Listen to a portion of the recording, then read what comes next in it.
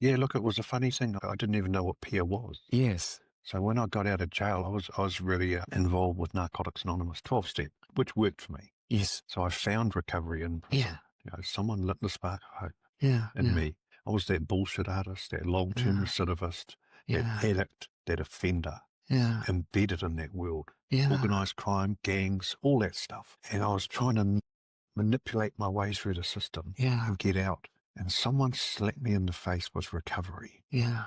It happened in 5 minutes. Someone spoke to me that I knew and they'd shifted. And I just thought, oh my God, I want what you've got. Wow. And it's interesting because this moment, this Yes. 5 minute moment, guy coming to my cell door at the drug treatment program where I had intended to just bullshit and fly under the radar.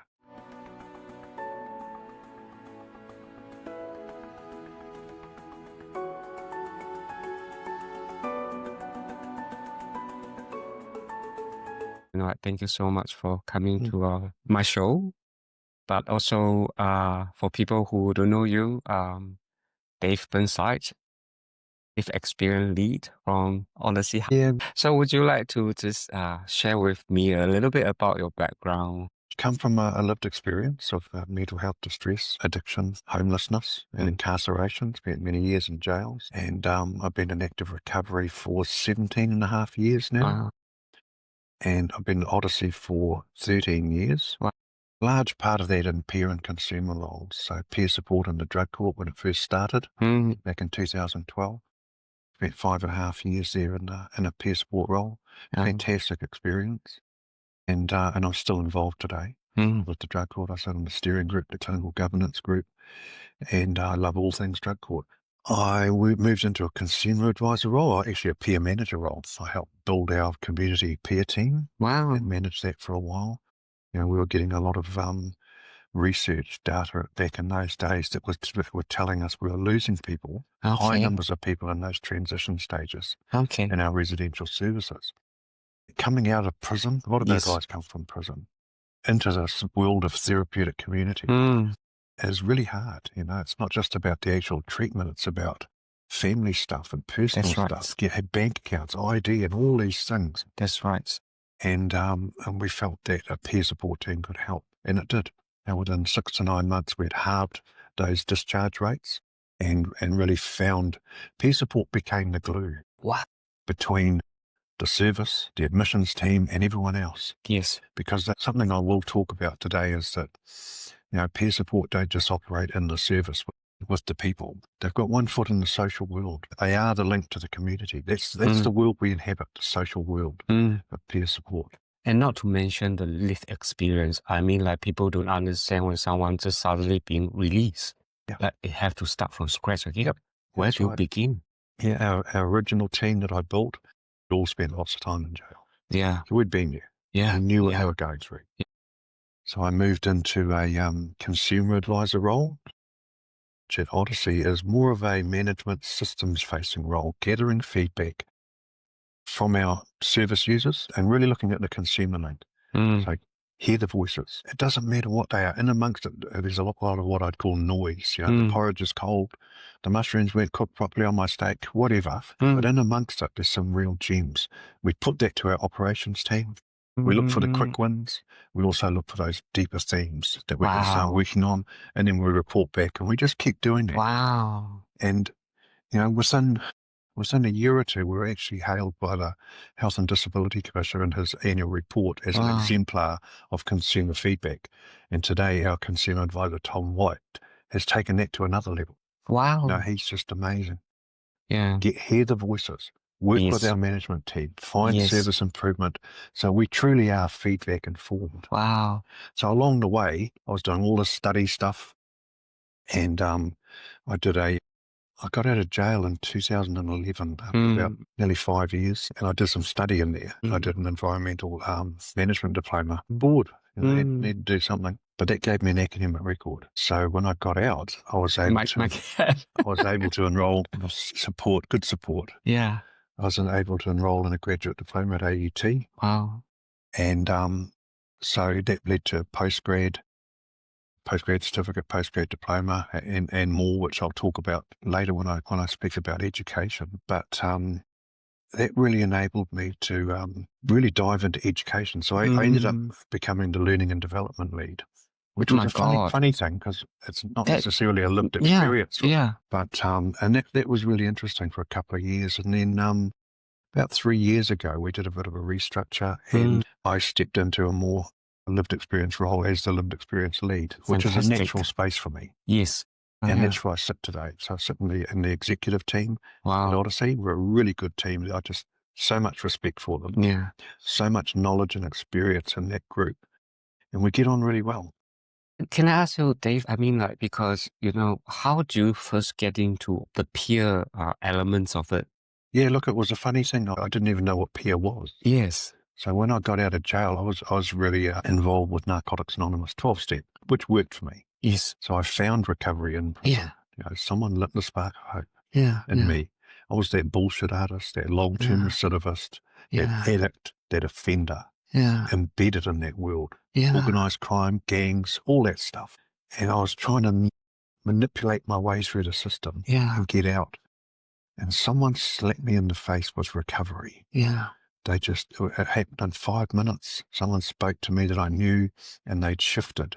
And I just thought, oh my God, I want what you've got. Wow. And it's interesting because this moment, this 5-minute moment, guy coming to my cell door at the drug treatment program where I had intended to just bullshit and fly under the radar, came to the door and spoke to me, and I knew him from I was in jail all my teenage years. Yes. Jails, boys' homes, institutions.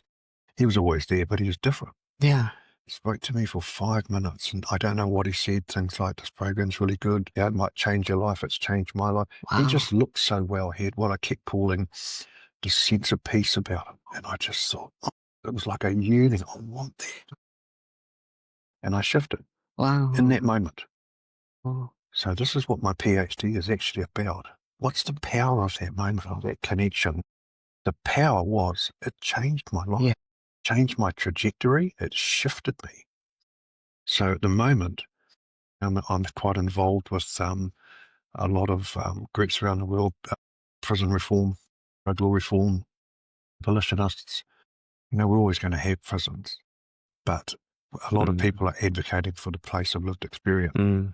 In those things, saying who better than those that have been there to be involved at policy level, at higher levels. And they're talking about influencing policy, legislation, structural changes. Fantastic. But you can change the policy, you can change the legislation, you can improve the structure or the environment of prison. You can do all those things, but the individual, if you don't shift the individual, that's what we can do. That's the power. That's our superpower, to shift the individual and get them on board. If you don't, they're just going to, great, this is a better environment, cool, yeah, this is easier, but you haven't really changed their life or enabled them to change their life.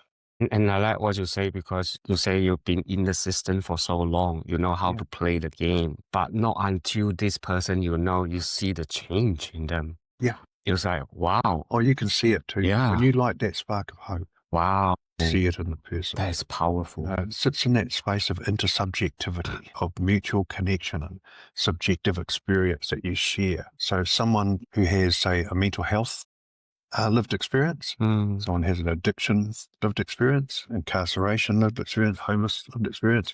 If they don't match up, you're probably not going to like that spark of hope. You're not going to connect. So that's a key part of it. We can't be everything to everyone.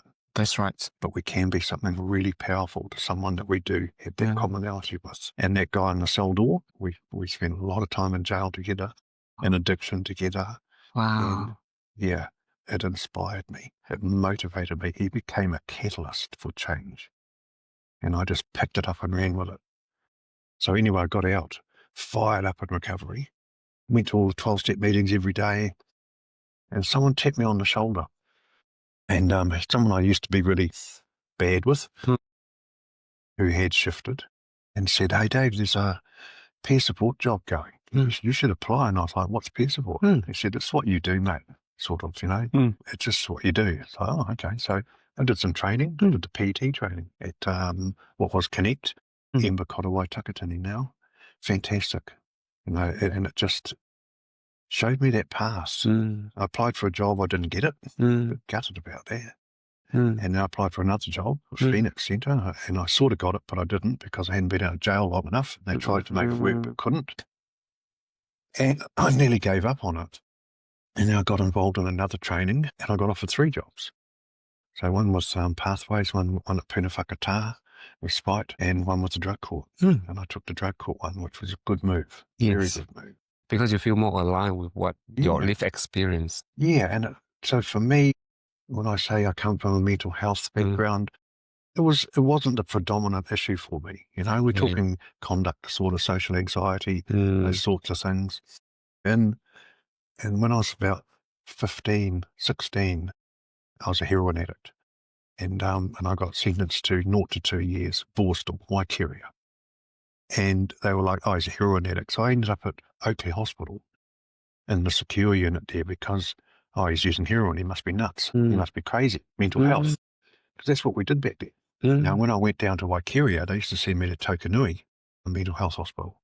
And people would say, what's he doing here? I uses heroin. Oh, okay, must be crazy. So we didn't understand back then. So, but really my grounding is in that addiction. I spent quite some years homeless. Yes. You know, and around this area. So if a house was abandoned, and we were living in it, in the car, in the changing rooms at the beach, the toilets, bushes, we'd rob places, and we were sort of that subculture. I called us we were like ghosts. We didn't really exist. And but no, that incarceration, so all of my teenage years in jails and institutions, and then other shorter legs, as I said, learned how to not get caught. But I sit very much in that incarceration space. Now, that's my lived experience of criminal justice and addiction. Honestly, I feel so honored that you trusted me to share your story. And to me, I always feel such a privilege because I also want to acknowledge, despite you sitting here sharing it, none of it has been easy journey either. Because all this, you constantly have to pick yourself up one step at a time. And even sitting here right now, like looking through everything, you might have seen what works, what hasn't worked. Even now, has the system changed? Has the system gotten better? Yeah, well, all of our stories come from that pain and suffering. And it's not just people in mental health and addiction. Most people on the street have a story of suffering, pain, challenge, and redemption and resilience. But the system, yes and no, so I have to say that I'm not really happy, with where we're going with peer support. That, we recognise for the wisdom, the knowledge, that lived experience we have, but in a sort of tokenistic way. Yes. And finding that, I think we're sort of, like the term that we're becoming colonised by the system. Because the system's really powerful. I mean, my mate Marty's always saying, what is the system? The system, government, entrenched, the corporations and elites that sit behind it, the power, those systems of power. So they want us to be what they want. So I'm seeing peer support models that aren't peer. I'm seeing peer trainings that aren't peer. I'm seeing all this narrative and training and education and demand for us to fit the system. That's not how it's meant to be. Our whakapapa, our heritage comes from community empowerment and change. And we are disruptors. We're meant to actually change the system. So the training should be for the other guys to learn how to change to allow us to be part of it. Yes. But that's not happening. No. And I'm not surprised because that's how systems work. If I'm doing this PhD, I'm just so full of theory and philosophy at the moment. I'm reading all this stuff. My supervisor gave me a book on the theory and philosophy of applied research, like the theory of everything. Fantastic, I love it. Yeah. But people like Foucault talked about systems in terms of we become the system that we grow up in. Because how would we know any different? I agree. And it's only as we get older that we realise, hang on, is this right? Why is this? Why do we do this? And why does this happen? We start to question that. And Weber will talk about social action theory, that change only comes from people. We change the system. The system doesn't love us, doesn't care about us. There's people in there that do it, but as a thing of itself, it's not going to change and go suddenly, oh my God, Yes, we Yeah. need to do all these things. Yes, Yeah. you're right. Sorry, we got it wrong. Yeah. That's not going to happen. No. We have to change it. We can only do that by using our voice And and having the courage to yeah. actually use our voice. And go back to what you say, like, because quite often the system that we talk about has been driven by Western medical, Yeah. Western colonial academic knowledge. Where yeah, does that shit come from? yeah, Somewhere else? Mm. England, Europe, whatever, from philosophy and theory, embedded here, forced on us, doesn't fit anymore. yeah, It just doesn't fit anymore. Yeah, and when you look at those concepts of coloniality, where it's a bit like that Foucault theory, coloniality, that we believe that stuff. And that's what we believe and we buy into it. And colonial difference, where the dominant paradigm enforces a narrative on us, on a non-dominant paradigm, that isn't true. And says, this is who you are and this is what you do. And I'm going, no. Self and others are slowly saying, no, stop. It's not who we are. It's not what we do. So there's another concept called marking, where systems don't want to be talked about as themselves. They want to hide, because if you dig too deep, if you scratch below the surface, you're like, this is not right. So they want the narrative to be about the victim, about the marginalised population. For us in New Zealand, that's Māori, that's Pacifica, that's Asian, that's disabled, that's rainbow, that's the criminals, the people gangs. on benefit. Get them in the news, talk about them, focus on them. Yes. Don't look at the system that created it as the bad guys. And that's what you experienced. Well, you say, like, you've been through the system. It didn't work until you had this friend that you saw the changes in him. Yeah. That speak the volumes. But if the system have worked, it wouldn't have been repeatedly creating the same. It's a bit like I was talking about with the changes, if we adopt lived experience into policy and legislation and structural changes, you've still got to shift the individual. That's where peer support come in. That guy in the cell door, he was peer support. That's what was happening there. And if you don't shift the person, nothing will change for them. And so it's about identity. It is challenging a new sense of identity, reimagining a new sense of self. This is powerful language that I teach into universities now, social models of recovery, reimagining a new sense of self. Creating hope. There is an option. There is an option. Yeah. And hope. The Chime model. I live and breathe the Chime model. Connectedness, hope, identity, meaning, and empowerment. Our job is just to connect. Once we've connected and lit that spark of hope, we can step away. And it's good if we can stay there, but we don't actually have to be there, because people will naturally think about, who am I really? Who am I really? And I remember going through that stage, and I was in prison, and someone lit that spark of hope. They connected with me, and I found hope, and I had to actually look in the mirror. And I remember watching Murray Decker on TV, an old, very famous sports journalist, lovely guy. And he wasn't coming out as an alcoholic, but he was just saying, look, yeah, I'm an alcoholic. And he was challenging people on TV. I was sitting in prison, and he was saying, you need to go and have a look in the mirror. Who are you? Look in your eyes. When's the last time you looked in your eyes? I was thinking, I never look in my eyes. I don't want it. I don't want to see what's there. The bullshit artist, the addict, the lack of hope, the hopelessness. So I didn't have a mirror, because in jail you don't get a mirror, you get a piece of polished stainless steel, which is often quite scratched and bent. So I was in a minimum unit that had a window with bars over it, but it was night time. I was looking in the window. I was looking into my eyes, and I was really looking and thinking, I don't do this. Who are you? Wow. And just at that moment, the prison officer comes past her and checks, and he's like, you right, Dave? Yeah, I'm looking at my eyes. Yeah. He's probably like, drug test. But having to have a brutal, uncompromising look at self, identity, and then finding meaning and purpose. This is the powerful stage of reimagining. Wow. Who do I want to be? What is this life I want? And realizing that I can have it. Wow. And the steps to go towards that. Yeah. Empowerment, self-empowerment. My God, I mean, like, in that short 13 years, you have achieved enormously. I mean, and even the work that you're doing now, would you like to talk a little bit about some of the work that you've been. Yeah. Yeah. Sure. So at the moment, I sit in the executive at Odyssey. Yeah. And so I'm involved in business and strategic planning and all those operational issues that sometimes need or generally need a lived experience input. And I bring that different voice. And I think in terms of governance, we have a really good group in our executive that bring those different perspectives.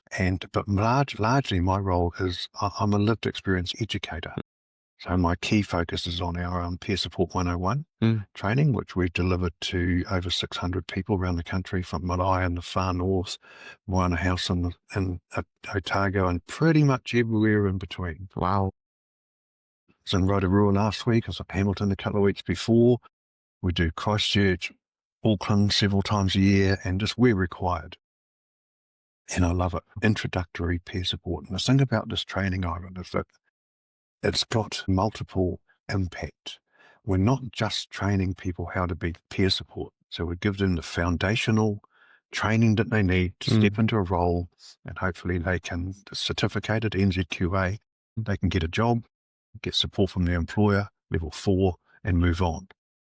It's actually training people to be not just champions of recovery, champions of change and well-being in their community. So remember I talked about how we inhabit that social world? Yes. So at the moment, we've got some big challenges in our communities. You know, we've got the wastewater results saying that there are 97% increase in methamphetamine. You know, this massive influx. We read in the news every day, 100 kilos, 50 kilos, 20 kilos. That's what's found. It's bigger than 97%. The wastewater doesn't capture the septic tanks. That's right. It doesn't capture, like I was a mess cook in this area. I didn't tip my stuff down the drain so it could be measured, because you know you can get caught if you do that. They can get residue out of your system, so you tip it outside. So it potentially double that. Wow. And what we're seeing is it's just massive. We're seeing this rise of availability of methamphetamine. We're seeing increased serious violence. We're seeing increased presentation of mental health issues at EDs. And what are we doing about it? We're talking about it. And I just don't think that's good enough. I agree. You know, so I want to create champions of change. So when someone understands, we get them fired up in a peer support training or stigma and discrimination training. We get them fired up. They go back to their family, to their community, to their home, their friends, and they have an impact. Those are champions of change. And that's what we need to do. And that doesn't cost a lot of money. So, but we're not doing it. What we're doing is we're getting little groups together and we're talking about things and making reports. That's not going to change anything. So I have serious concerns about it. Yeah. I've got my latest tagline, Ivan. I'll share this one with you. So I brought out the quiet revolution. A few people have picked up on this. Yeah. You know, that we heard from senior government officials about acknowledging lived experience and saying, we're calling them the quiet revolution. Don't like it. I'm not quiet. I've got something to say. I feel like you're patting me on the head. You know, like the quiet. We've been around a while, man. Long time. So don't pat me on the head and stick me in the corner anymore and tick a box. Yes, lived experience was there, right? Probably. Yeah. I want to have my voice. Yes. I want to have my say. Yeah. I don't want to burn the system down. I just want an equal voice at the table for lived experience, for Māori, Pacifica, Rainbow, disabled, all those marginalised voices. The elderly, the young need to have a voice. So, I'm not quiet, and I'm not going to stay quiet. I'm lucky because I'm getting old. But my latest tagline is the false bottom. So we have this, my mate calls it the upstream, downstream system of government, otherwise known as top-down, bottom-up. Yeah. So the top government structures, systems comes down with resources, funding, information. It meets the bottom. It lifts the bottom up. It devolves power. It gives funding. It gives information. It supports. It lifts the bottom up so the top doesn't have to go down so far, and you get community empowerment. It sounds lovely, but they're not going to the bottom. They're going to the false bottom. They're going to the lower middle, which is where they hear what they want to hear. If they go down to the bottom, you'd be talking to lived experience networks, kaupapa Māori organisations, community organisations, to the real people, the thousands, hundreds of thousands, potentially millions, who actually aren't happy and are going to say things that the top doesn't want to hear. So they only Exactly. come down so far. And that's why we see no change. If you come down to the bottom, I hate the top bottom thing, but whatever. Yeah, You know, the power there. But that's the reality. it is. It is the It is. reality. This. If you talk to the bottom and involve them and give them power and listen to their voices, you will see change. And we need change. Which is, So the false bottom, yeah. I've been pushing that, and a lot of people go, oh. Yeah. So we have in that false bottom. Yeah. So the government employ lived experience leads. Fantastic. I love to see that. There's a lot of good stuff happening in peer support. But they can't really say what they really think. And what their role is to actually engage with the bottom and bring those voices. I'm not hearing it, Ivan. Yeah. I'm not hearing those critiques that I hear because we're very connected into those communities. And I'm not hearing their voices. I'm not seeing the change. I'm not happy. I want to pick up from what you've been doing with the community work, especially the education bit, because I really like that concept. You're saying the real change is empowering people who have lived experience. They become the champion. Talk to their friend, talk to their family, talk to the community, which is what you've been talking about, is that, like through the voices where people being empowered to do the work and share their insight, take that ownership, and then really bring that change and have the ripple impact, not just sitting on that middle where is this, like what you say? It's not a structural thing or a systems thing or a program or service thing. It's a community thing. Absolutely. It's a people thing. People inspiring people, supporting each other, spreading hope. Yeah. And that brings change. And also identify people probably they knew having the same problem earlier. Yep. And inspiring that. Yeah. They need to be that guy in the cell door. Yeah. You know, they need to be in their communities that people looking at them and thinking, oh my God, I don't know what you've got, but I want it. Yeah. Okay, come and sit down. Let's have a talk about it. But then again, you say what you're experiencing, also seeing, yes, there's a lot more peer support role, but the system itself has not been able to make them have that voice. No, look, I do a lot of supervision around the country with peers. I engage in lived experience symposiums and networks. That's the world I live in. And everywhere I go, I hear they don't know who I am. They don't know what I do. Hey. Everywhere.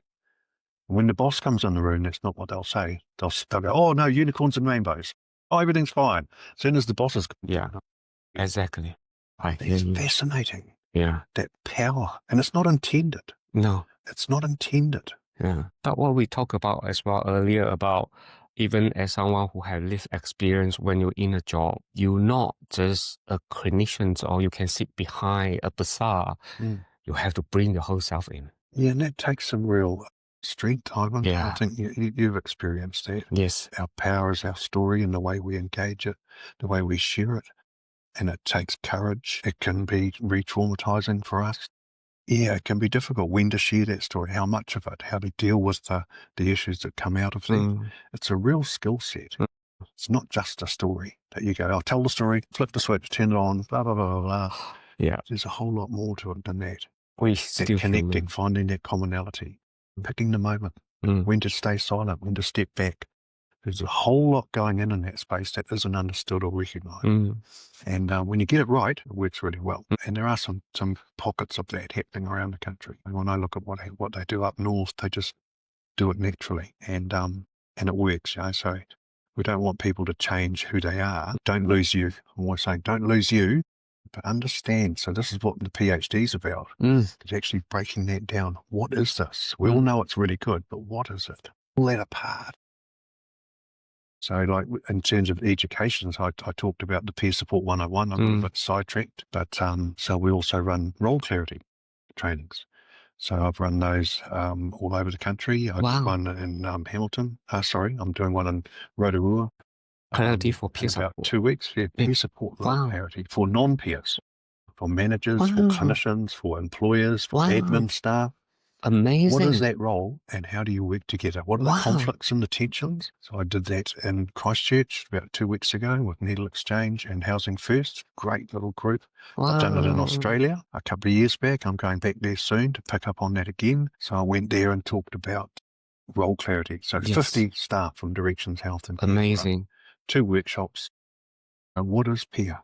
Okay? So Amazing. you've got the odd one, but you're about to get a whole lot more. Mm. What are the issues? Who are they? Where do they come from? What do they do? What are the tensions? What are the solutions? How do you prepare? Oh, it's a bit like preparing a garden. You don't just plant a garden, stick a seed in the ground. You've got to dig it over, fertilize it, think about where the sun's coming from, how to water it, or the bigger picture. Wow. Create the environment. Plant the seed, Mm. e kākano, e puawai, and watch it flow. But if you don't, that seed will still grow, but it'll be a little bit sick and it won't get very big. It won't reach its potential. Yes. You know, and I often talk about peer support. I like rongoa. Mm. So, you know, rongoa, Māori traditional healing plants. Mm. They're not big trees. Mm. Kawakawa, koramiko, kumaraho, they're all quite small trees, but they create that nurturing environment for the seed to grow. They're not the big trees. The big trees are the services, the government, the judges, all the other bigger players. So in part of that forest ecosystem, we are that healing, nurturing environment that allow growth and change. And honestly, I understand where you're coming from, because even when I first started as a peer support worker, way before at Mind and Body, it was the same issue. People don't know how to utilize the services. They have no idea. And they pretend they do. It's like, oh, yeah, you guys, you walk alongside and you've got lived experience. Cool. Where we go? Oh, hang on. No, so that lack of preparation of the environment, that lack of role clarity, of understanding of specifically doing that, that's led to a lot of confusion and to the detriment of the people we work for. So we also do stigma and discrimination training. Fantastic training, very, very passionate about stigma and discrimination. For years I've been hearing people talk about people are being stigmatized and discriminated. I'm like, yeah. And they don't have an end. No, so we come up with an end. You know, we teach people about just the value, the people who are being stigmatized and discriminated. We teach them the power of affirmation, power of assertive language, the power of radical acceptance. We give them tools to deal with that, to deal with what is often the biggest form of stigma is self-stigma. You know, the limitations I put on myself. I'm bought into what I was told. You're bad, you're not good enough, you don't belong. Yeah, that's me. I've got to rip that stuff away and step out of that. It takes courage. So we do peer group facilitation training because we deliver groups differently. We need to deliver groups differently. It's very important. So that's at that sort of elementary level. And outside of that, I've been teaching into the postgrad addictions papers at AUT and Auckland University at Auckland for about 5 years, at AUT for about 7 years now, teaching things like social justice, recovery principles, recovery concepts. At Auckland University, I go in there and teach problem formulation. When they first hit me up, I was like, are you kidding? Problem formulation? I have a problem with the language of problem. I've got a problem and you want to formulate me? Get fucked. And they said, that's what I want. So I go and I critique and I take a lot of Professor David Best's stuff in there. Social models of recovery, particularly social identity mapping, is a way of assessment or looking at the whole person. It's a powerful way that sits in that process of time and it looks at who are you? Who are the things that make up your life? Who are the people in your life? What's missing? And how do you reimagine a new social identity? Powerful language. That's when people get excited and that's where the empowerment comes from. Amazing. So I get to do that. I get to do RECAP assessment, asset-based community engagement, development and engagement, and take that into universities. Wow. Now I go into the law school. Law school as well? Yeah, so I'm a law lecturer. It's funny. I mean, I graduated with a master's degree in law 2 years ago. So I'm not a lawyer. Congratulations. But I know the fucking law. Oh my God, amazing. I know it from a different side, from the being there side. Yeah. It's got value. So I go in there. The last class I did was around, what do you call it, de-escalation. For lawyers. I go in there and I go, so you guys are all going to be lawyers? You know, you guys are shit. And I'll tell you why. It's my experience with lawyers. And it wasn't good. So don't be that guy. And I tell the story of the addict in the hole. I talk about engagement and connection. I talk about chime. Tell them, get in the hole with your client. Get with them. Understand them. Look at their perspective. Wow. And listen to them. It's really powerful class. We really love it. So all that stuff I do in universities is different. My God, I get to take it. It's not really amazing. They love it because it's a breath of fresh air. It's not that Yes. clinical stuff, all the big words and language and theory and stuff. Yeah. It's different. And you shift their perspective. Yeah. Really shift I just the want way. to light that spark of hope in them. Wow. To actually look at things differently. Wow. Look at the person. To empower the people. That education space. So that's largely I'm training. Well, the law stuff I only do a little bit of, but a lot of them are clinicians and practitioners at AUT and Auckland University. They're going out there into services. A lot of them already work there. I can see why you're so on hot demand now. And I want to challenge their perspective. So another educational initiative I'm involved in is we just launched the Global Freedom Scholars, Aotearoa. Global Freedom Scholars is an international movement that supports higher education for incarcerated and previously incarcerated people. 18 chapters. We are now the 18th chapter. I lead it in New Zealand, and we had a launch about 3 or 4 weeks ago. And it's part of the Incarceration Nations Network, which is another huge movement. Yeah. And that looks at prison reform, prison abolition, and advocates so strongly. They're amazing organisations. But Global Freedom Scholars is something I relate to. So I got thrown out of school when I was about 15. I was a heroin addict. I've been using heroin since I was about 13, so I can't believe it took that long. But it was when I finally got my first conviction. I just turned 15, and I got a conviction for a relatively minor cannabis offence. But we're talking 50 years ago. And 50 years ago, that was a big deal. Drug dealer. Oh, my God. Cannabis. And so I got thrown out of school and spent the rest of my teenage years in jails and institutions. But I left that school with nothing. I hadn't been listening. I had no qualification. I hadn't passed anything. I was lucky if I was even there towards the end. I was just totally disruptive. And yet, 50 years later, I'm doing a PhD. Obviously, I had the ability. Yes. I didn't have the opportunity. Yes. And our prisons are full of people with ability who haven't had opportunity. And also been laboured. Those are the key words.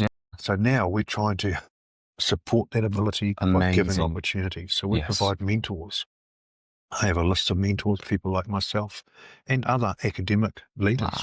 Got a couple of doctors, professor, who support people doing lived experience education. So sign me out. Yeah, the other class we teach at AUT is the graduate diploma, level 7 graduate diploma. So I did it 10 years ago.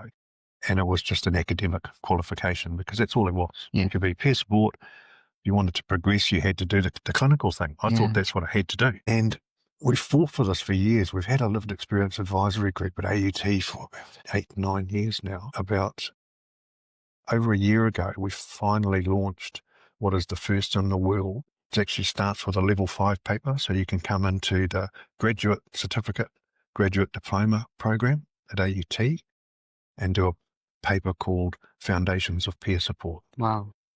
The next one is a level 7 paper, which we just finished last week. This year's class, Enhanced Peer Support, level 7. You can go on and do Recognising the Recovery Potential of Working with Communities. You can do papers and you can access the whole curriculum. But the key thing is that you don't need a degree. Normally you need something like that to get in. Right.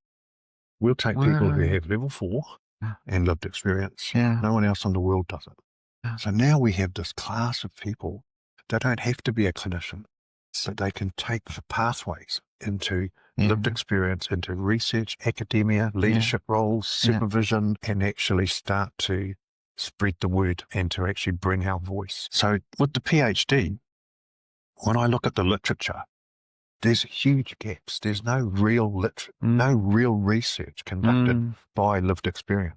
There's lots of research on lived experience by non-lived experience people, but there's no funding. There's huge gaps in it, and that's what I want to challenge. That's why I'm doing a PhD. I want to circle back to what made you decide to do PhD. Sort of a natural progression. I started with the graduate diploma, or even with the environmental diploma in jail. I wasn't looking at a pathway. There was no plan. When you finish, you're always like, oh, I'm glad I finished. That's it. But then you're like, okay. And I was very lucky. I've had some great mentors. Supervisor for my master's, Katie Tom, has been huge for me in facilitating pathways and motivating and supporting my new supervisor, Peter Adams, at Auckland University. And we really click. And part of it is an obligation. I just feel if I don't, who will? Again, if I challenge people to use their voice. Yes. I have to do the same. I have to be the one that says, hang on, I'm not happy. And this is why. And this is what I want. So do the work. So, yeah, it's a bit of a daunting journey, but I'm really enjoying it, really looking forward to it. It's quite good being the age that I'm at. I'm 65. You look young. Thank you, Ivan. Yep, that's what you're supposed to say. I'm at an age where I'm reasonably secure. My employer is fantastic. I can't talk enough about Odyssey and the work that they do. They're a people organisation. They care about people, and I love it. I had a lot of people try and poach me away. There's no way you'd need wild horses to drag me away from Odyssey.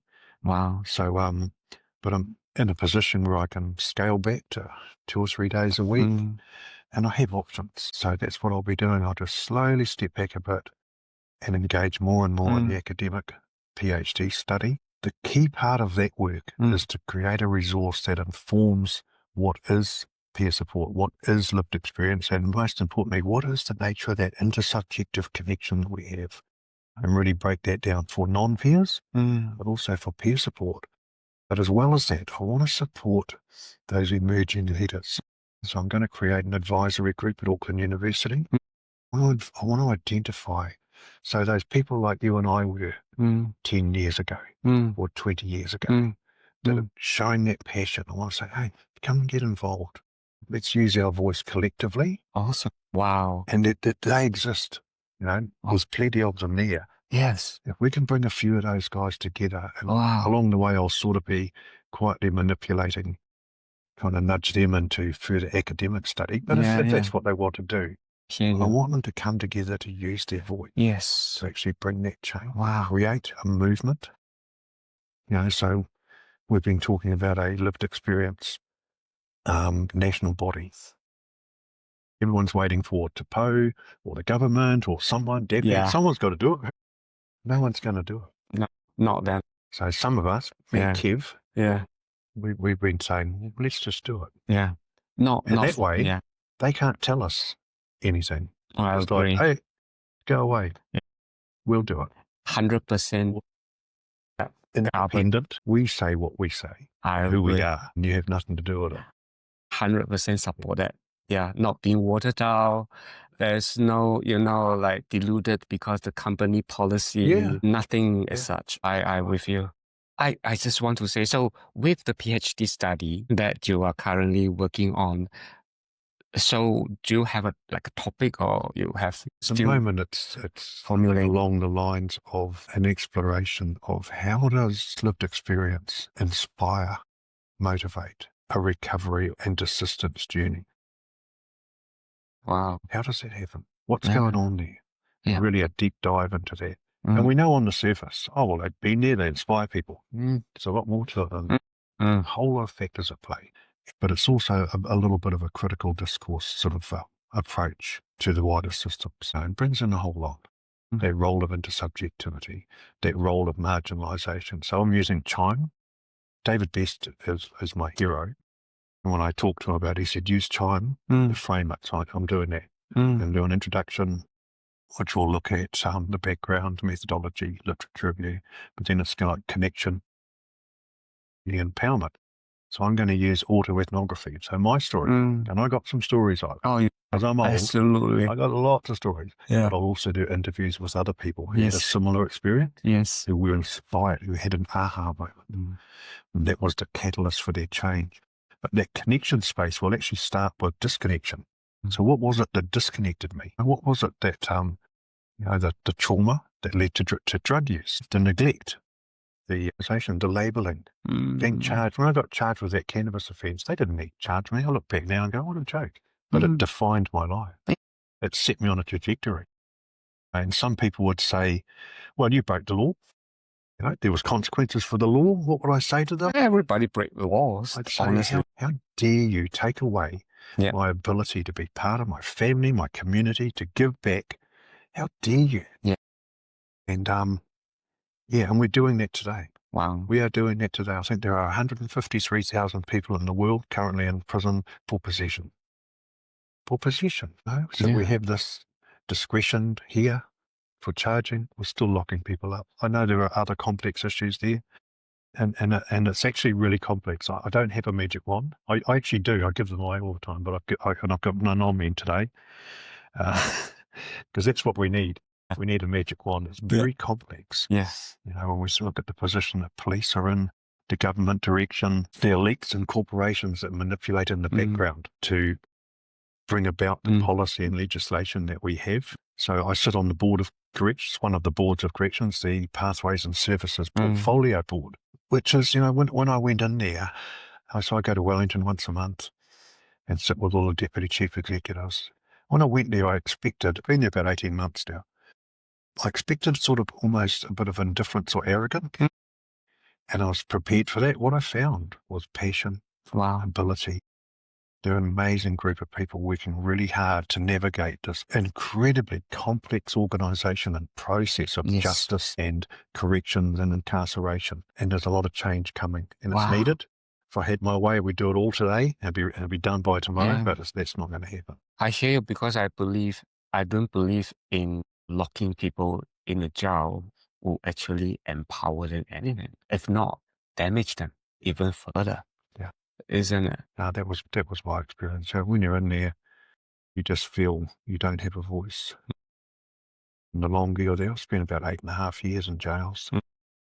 And you just get lost in that system. You become that system. It gets embedded. That antisocial way of thinking gets embedded. We rationalise it. We become it. That's what the shift needs to be. So that shift for me, going from criminal, addict, antisocial, pro-social, non-offender, in recovery, it's a massive journey. And it happened just like that because of peer support. Can I share with you? I never actually said I want to take this opportunity to make my positions clear. I never agree on prison's jail time. First, all that money spending on a person could have better use for anything to support an individual. Second, people think this person had done some form of things against the law. It should be punished, but I don't think punishments will work for anyone who already struggle. In the end of the day, no one wants to become a deviant of society. There is a reason for it. And so no one chooses it. I agree. Yeah. And also, you know, like, and I don't like to see someone being stripped away for freedom and thinking by putting them away that will fix that person. It never does. If presence work, it wouldn't have increasing population instead of decreasing the population of present. So all that money, people think, they never thought about the money had to spend on building prison, you know, like running prisons, and then they talk about crime. It's actually more than that now. A year per person. A lot of money. It is a lot of money. You know, and yet we have a government, I'm not going to get political, we have a government that's talking about tough on crime, longer sentences. But behind that, we have a population who voted for it. So there's a lot of work to do to challenge that public perception. I agree. And that's where that, you know, that sort of lobbying and that shadow power behind that. And what do we say to get the vote? We say this, we got the vote. So it's really complex. When we come down, so there's that bigger picture of challenging public perception and becoming more caring and compassionate about each other. And then you come right back down to that micro peer support role and what peer support can do in their home, their family and their community to be champions of well-being. So again, I'll come back to, I'm not happy. I think we've become colonised and sidetracked by our system. Agree. Which is deviating us from who we are meant to be. Because the disruptor, the emancipator, the empowerer of change and well-being. So back in about 22, I think we had the IIHML, International Institute of Mental Health Leadership. Yes. Now known as the GLE, Global Leadership Exchange. And they meet every 2 years. They have a big meeting. Usually there be 2 in the world. The next one's in Vancouver. Cool. The last one was in Amsterdam, and the one before was in Christchurch. So I was at the Christchurch one. And there was a lived experience group. few people, probably 20, 30 of us. Few have been talking beforehand, and we've been sharing that same view. We're not happy. We are feeling colonised. We're feeling dominated, and we're sick of it. We're going to use our voice. So I came up with this tagline: peer support. We are revolting. And we thought, that's funny. That's really good. And we shared it with the main group, and everyone was like, yeah, we are revolting. So anyway, I can share with you today. I now wear my patch. Awesome. So I realised a couple of weeks ago. Yeah, I love it. That I could just go online and go, T-shirt. What colour? What font do you want? Oh, that one. Oh, that one. Yeah. That one. So that's not intended to mean it. It's just Yeah. But we are peer support and we are revolting. Awesome. And so come and join my gang. Yeah. Got a few allies, some very powerful allies in that space. Yeah. People who've been around a long time who feel the same as I do. And that's what I love about what you share, like Dave, because your story is so powerful. I mean, like, you're talking about your journey from the age of, like 13, 15, and then that 40 years, nothing in the system have give you a hope. And if not, only create more issue, barriers, and stigma. And that's just one person. Yeah. One. Yeah, and I often share, Ivan, my story is just a drop in the bucket. Yeah. Compared to the stories of thousands, hundreds of thousands of others here in New Zealand, millions around the world. Dave, some people's experience just eclipses anything. They leave me in the dust for the horrors, the pain, and the transformation that they've encountered, and the inspiration that they share today. And even after you met that person in 13 years, how much you have achieved? I mean, I've been very lucky, I think. Odyssey, the drug court, they've been really powerful platforms. A lot of people in the sector, some of our what we call old timers, not just in the 12-step world, but just in the addiction sector, just such powerful allies and supporters that have supported me. And there's lots like me. Yeah. There are lots of people like me around. But like what you say, like just that one person set your trajectory into something. And if the system willing to change and take that from the beginning, that would have been such a different story as well. Yeah. And that's what you're talking about, changing the system, isn't it? Yeah, I suppose I want to be that person that others have been for me. Yeah. I want to support those younger voices, those emerging leaders through that PhD study and that academic involvement. I think that can become a platform for others and to bring them in, give them a voice and allow them to experience that. So I'm involved in all this international stuff at the moment, the Global Leadership Exchange, Global Freedom Scholars, International Incarceration Nations Network, United Nations Justice Reform. Oh, sorry, the World Health Organization. Yes. So I was going to finish on that one. All the stuff we've been talking about really sits in that mental health and addiction, incarceration sort of space. Damaged, marginalised groups. So about 18 months ago, I did a little thing online around stigma and discrimination. It was a World Health Organization thing. And they said, tell us your experience. I went, blah, blah, blah, blah. And they came back and said, would you do a film for us? So I was like, okay, yeah. We had a lot of back and forth. Next thing you know, I've got a film crew at my house down the road. Yes. And at my work. Yeah. And at the local shopping centre where I grew up. Yeah. I was walking down the street going, I lived under that building and I robbed that place and talking about being a ghost. Yeah. And talking about stigma and discrimination, talking about my journey, but in a wider sense of social connection. Because disconnection, isolation and loneliness kill people. They exclude and marginalise people. And they aren't just people like me, who had mental health, addiction, incarceration or criminal justice involvement. They're people, they're disabled people, they're old people, they're young people. People are lonely.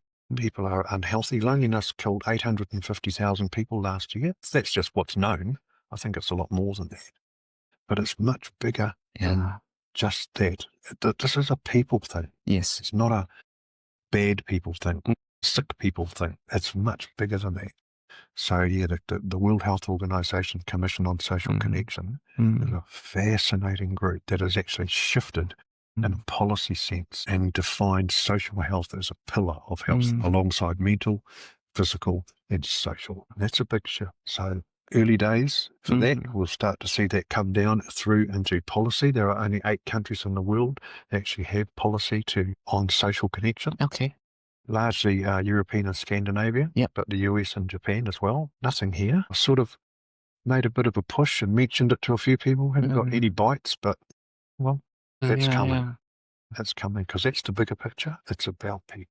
It is. And also, as you mentioned, like how, because the system became so big, any issue problems that became the systems who manage the people, not actually looking at a human being as a human being. And that is what you're talking about is, like how do we disrupt? Yeah. Yeah. That's right. That's what our system does. It looks at numbers, it looks at policy, it looks at words. Let's look at people and involve people. Yeah. And that doesn't necessarily fit the agenda of those in power, whether it be the government or the corporation or the elites, the power or organisations. So, but I think by using our voice and naming it, that's how we bring that change. Dave, I mean, like your story is one that is going to inspire so many people. And I have my own lived experience. Even just hearing yours, I couldn't even think how, like you shift that change, because change is not as easy as what people thought.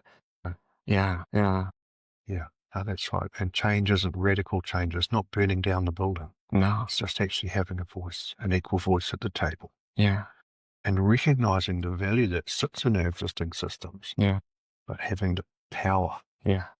To actually be part of bringing our stuff to it. And when we work together, right, we get better outcomes. No one can argue with that. Absolutely. So just before we finishing, if someone who are losing hope and also thinking about, should I do next? How would you give? I don't want to use the advice. Like, what would you think would be something that we don't advise? We don't tell people to do it. Exactly. Directive. Yeah. The last thing I want to do is say my advice is that's not possible. No, but for me, what worked for me is connection. It might just be walking out to my letterbox. I had a guy recently who had a mental health breakdown, and he said, "I can't get off the couch." I said, "Okay, I want you to just open the door and walk to the letterbox." How far is it? He said, 10 meters. Cool. Go on, put your phone down. And did you do it? Yeah, I did it. Awesome. So do it again later and then do it twice. But then you have to get out. You have to connect. You have to listen to people, meet diverse people, groups, activities. They affect how we make decisions, how we feel. They influence our mental health, our well-being. So connection, connectedness, what it's all about. Even connecting to people like yourself. Yeah. Go online even. Listen to something. These days, the AI chatbot. Yeah. A lot of people are like, "Oh, that's ridiculous. You can't." Apparently, I was in a meeting up in another group called ICARE, the International Committee for Addiction Research Excellence, and I was talking with Dot Smith from Recovery Connections in the UK, Lived Experience Organisation.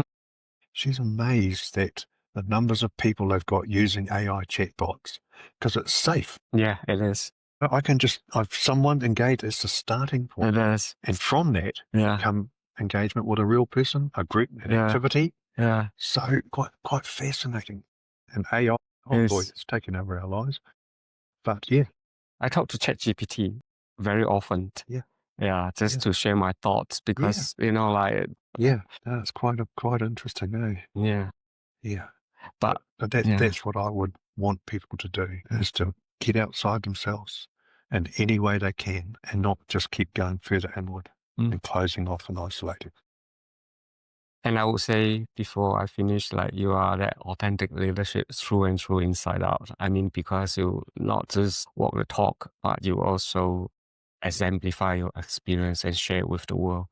And that is the biggest gift anyone can do and really bring the change. And I can't even imagine the amount of work that you involve. Oh my God, even when I hear it, it's like, that's lots. Yeah, I know. I really want to be, it's how do I give back? It's all about redemption, and having those values of hope and faith and gratitude and redemption and that whole giving back, being passionate, enthusiasm. But internationally, so when I travel, I have to jump through some hoops to get into Australia, but they let me in. Oh, good. I'm hoping to do the Puzzle Reintegration Conference, which is a justice-focused forum, largely dominated by lived experience. And in April, I'm off to South Africa, Cape Town, for the Global Freedom Scholars Group. Awesome. Wow. Yeah, so it's been part of that bigger picture, which is Yes. easy to do online, but it's great to go there and do it face to Absolutely. face. Absolutely. Have you been to Cape Town before? No, Or? Awesome. I didn't know. Apparently all the chapter leaders get to go. I didn't know that came with it, but now I'm told that, yep, you'll be coming to Cape Town Congratulations. in April, and I'm really looking forward to that. Meeting others like myself. We talk online, the other chapter leaders who are really passionate about supporting higher education for incarcerated people. I just thank you. Cool, thank you, Ivan. That was amazing. Any last word you want to share or anything, or we cover most of it? I suppose I always finish on, that above all else, there should be nothing about us without us, in any sense. Right. And it's very hard to argue. Mm.